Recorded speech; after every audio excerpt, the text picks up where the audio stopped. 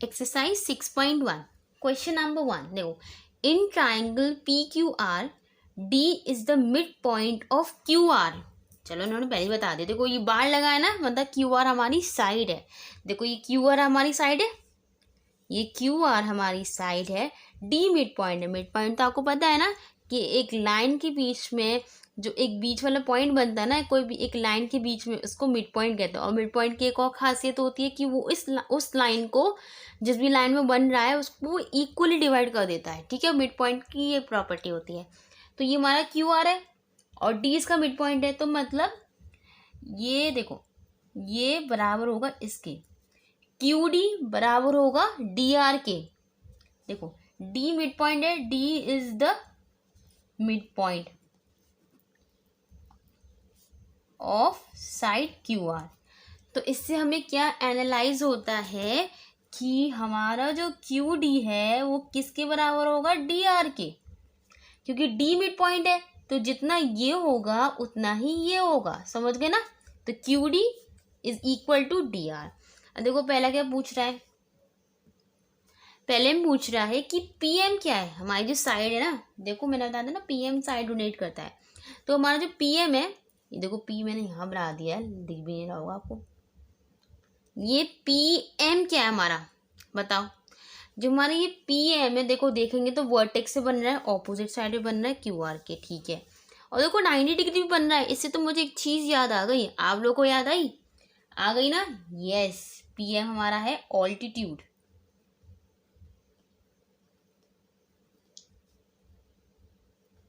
ठीक है, क्योंकि वर्टेक्स से बनना है, ऑपोजिट साइड में बनना है, पहली प्रॉपर्टी। देखो स्ट्रेट बनना है, दूसरी प्रॉपर्टी। थर्ड 90 डिग्री एंगल बनता है, तीसरी प्रॉपर्टी। जब तीनों प्रॉपर्टीज आ जाती है तो ये हमारा ऑल्टीट्यूड हो गया। ठीक है, नेक्स्ट देखो पी डी क्या है, पी डी देखो पी डी। अब जो ये पी डी है, ठीक है, ये पी डी हमारे वर्टेक्स पी से बन रहा है ऑपोजिट साइड क्यू आर पे।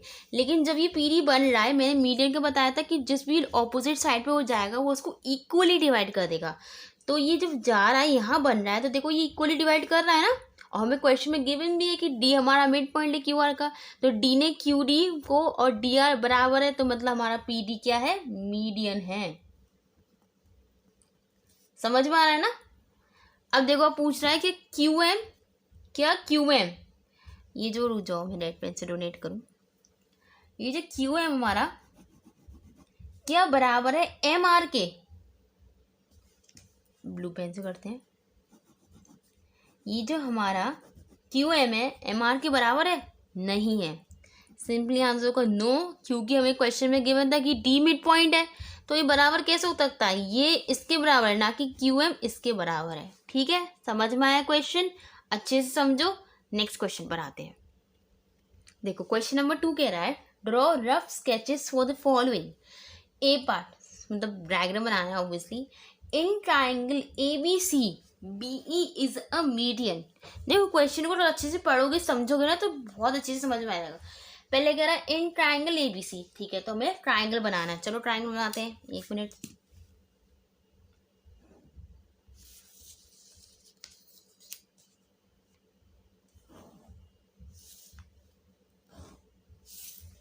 ट्राइंगल बना दिया, लेकिन देखो ट्राइंगल का नाम क्या कह रहे हैं कि ए बी सी है। ठीक है, तो ये ए हो गया, ये बी हो गया, ये सी हो गया।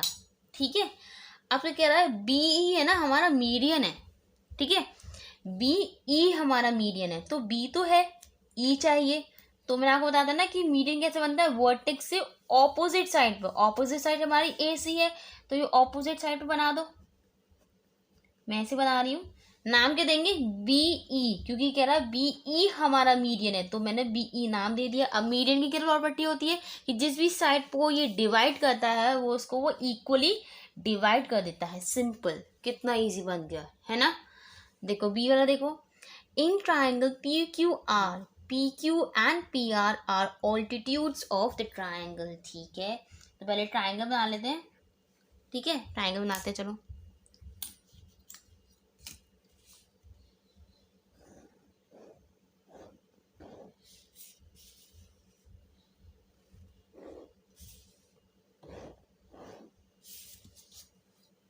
देखो ट्राइंगल कोई से बना लो, लेकिन ऑल्टीट्यूड के लिए हमेशा ऐसे वाला ट्राइंगल प्रेफर करना, ठीक है, याद रखना। ऑल्टीट्यूड के लिए हमेशा ये वाला ट्राइंगल प्रेफर करना। अब देखो PQR नाम है, तो नाम दे देते हैं P, कहीं से भी दे दो नाम, ठीक है, PQR, ठीक है। अब ये कह रहा है PQ और PR ऑल्टीट्यूड है, PQ और PR हमारे क्या है, ऑल्टीट्यूड है। अच्छा, अब ऑल्टीट्यूड का कैसे करेंगे, देखो हमारा जो ये PQ है, देखो स्ट्रेट लाइन तो है, ऑल्टीट्यूड है, तो ऑल्टीट्यूड मतलब PQ हमारा ऑल्टीट्यूड है, तो मतलब ये 90 होगा, बन गया ऑल्टीट्यूड। ऐसे ही PR है, ये भी हमारा ऑल्टीट्यूड है, देखो यहाँ पे 90 है, तो हो गया ऑल्टीट्यूड। समझ गए ना, हमें यहाँ पे लाइन एक्स्ट्रा ड्रॉ करनी नहीं पड़ी, क्योंकि देखो ऑल्टीट्यूड किससे होता है, 90 से डोनेट करते हैं और स्ट्रेट लाइन होता है, ठीक है। तो ये PQ हमारा एक हो गया और एक PR हो गया, समझे ना। सी पार्ट पर आओ।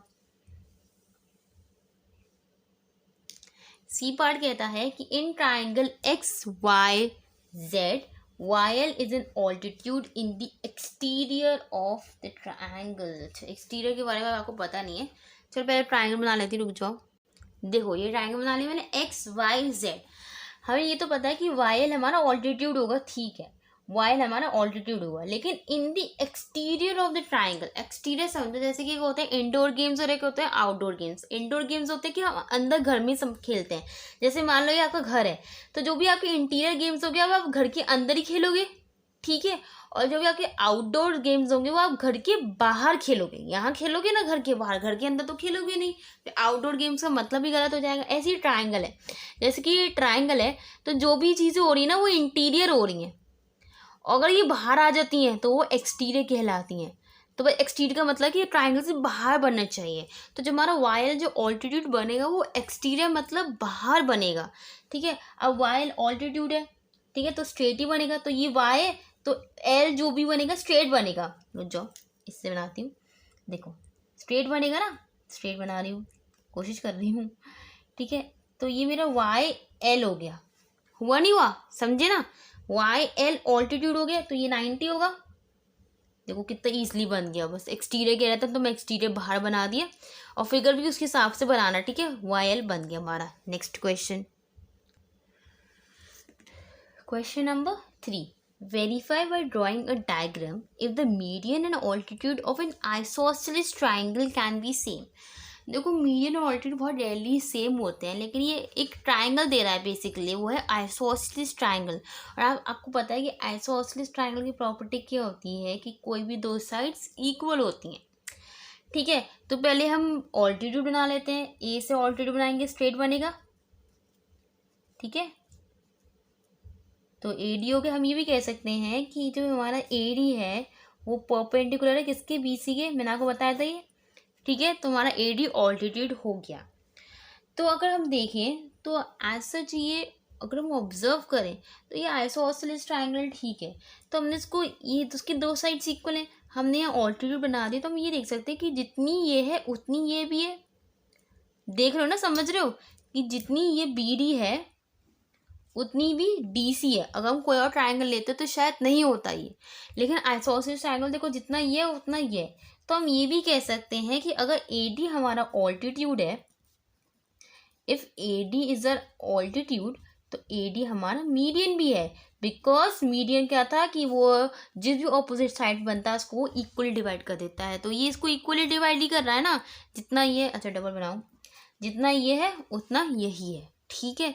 इतना डिफिकल्ट क्वेश्चन नहीं है, मैंने बताया था मीडियन और ऑल्टीट्यूड बहुत रेयरली सेम होते हैं, लेकिन आइसोसेलेस ट्राइंगल के केस में वो होते हैं, ठीक है। अब हम करेंगे नेक्स्ट एक्सरसाइज नेक्स्ट क्लास में, आई होप सो आपको समझ में आया होगा, ठीक है।